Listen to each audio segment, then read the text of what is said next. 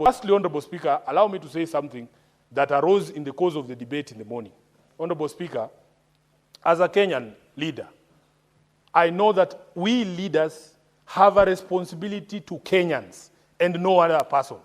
I was deeply embarrassed, Honorable Speaker, that at a time when people are being deported from our neighboring country, and if you look at my passport, Honorable Speaker, I have the blue passport.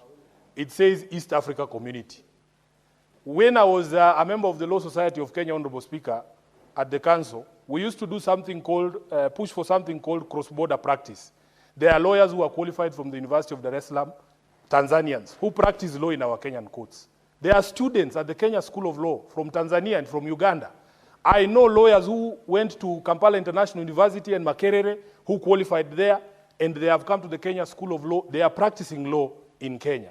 So therefore, Honorable Speaker, for us to have a situation where people cannot be allowed to move freely in the community is something that we must call out. Honorable Speaker, I have had people trying to justify, saying, oh, these are activists. Activism in itself, Honorable Speaker, is not a crime. I know Tanzanian law, there's no law that says activism is a crime, Honorable Speaker. So for me, I was deeply embarrassed to see our Foreign Affairs Minister, who should be our foremost defender, adopt a very nonchalant, a very laid-back, a very lazy attitude yesterday on Citizen, Honorable Speaker, that he has not even summoned the Tanzanian ambassador to ask him what was the reason why these brothers of ours were expelled. As we speak, there are Kenyans whose whereabouts are still unknown. Just show some concern for your countrymen. That is the job that you are given to do, Honorable Speaker. So I was a bit disappointed.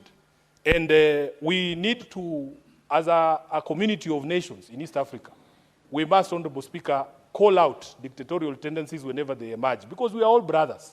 If you ask Senator Eddy at his border in Isebania, people trade and cross over freely. We are brothers and sisters, and we cannot allow a situation where we have Kenyans being deported. At least when I was deported from Angola, I took it in stride. By the way, nobody in government bothered, Honorable Speaker. But I was okay, because me, I can take care of myself. Plus, Angola is far away. We don't share any borders. I don't think I know any Kenyan who's married to an Angolan. It was okay. But Tanzania are our brothers and sisters. And we must, Honorable Speaker, stand up for every Kenyan. This is the reason why, Honorable Speaker, when people start conversations about patriotism, it is very difficult to love a country that does not care about you. That I know that if I am in a quandary somewhere outside Kenya, the Kenyan government, or at least the CS for Foreign Affairs, will not care what happens to Sifuna.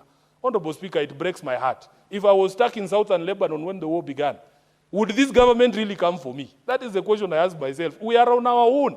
Then when we complain, people say, oh, you don't love your country. Love, Honorable Speaker, is reciprocal.